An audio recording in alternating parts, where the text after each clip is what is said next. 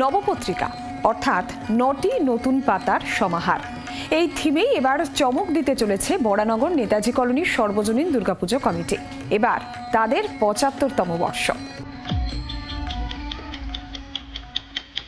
বিশ্ব উষ্ণায়নের জেরে পৃথিবীর তাপমাত্রা বাড়ছে,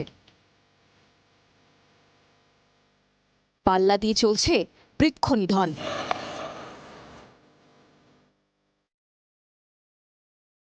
পরিসংখ্যান বলছে বিশ্বে প্রতি মিনিটে ১০,০০০ গাছ কাটা হয়।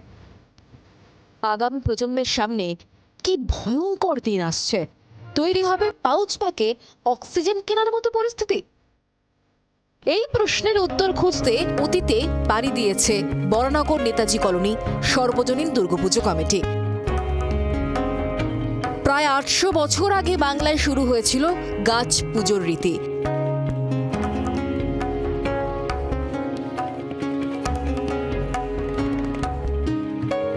বিশ্বের নানা দেশে হাজার হাজার বছর ধরে এই রীতি চলে আসছে।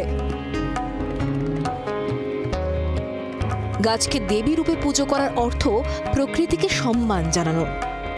আমাদের কলা বইয়ের যে কনসেপ্ট, সেই কনসেপ্টের মধ্যে দিয়ে আমরা বিশ্ব উষ্ণায়ন বা প্রকৃতি পুজো, গাছকে মা হিসাবে বা দেবদেবীরা আমাদের সবাই একটা করে গাছের প্রতীক। তো সেই গাছকে পুজো করো, দেবদেবীকে পুজো করো, এবং এই প্রকৃতি পুজোর মধ্যে দিয়েই সারা বিশ্বটাকে আমরা বাঁচাতে পারবো গ্লোবাল ওয়ার্মিংয়ের যে অসুরিক থাবা, সেই আসুরিক থাবা থেকে আমরা বিশ্বকে বাঁচাতে পারবো।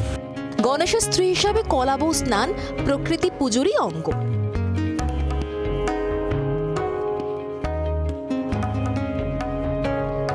এই মণ্ডপে নবপত্রিকার ৯টি গাছের মধ্যে ৯ দেবীর অধিষ্ঠান।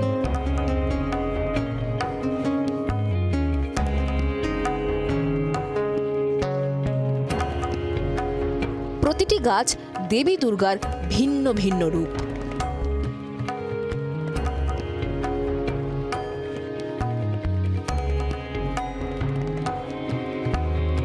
যে নবপত্রিকাকে পুজোর সময় গণেশের স্ত্রী হিসেবে চান করানো হয়, আমরা সে নবপত্রিকার সারমর্ম অনেকেই জানি না।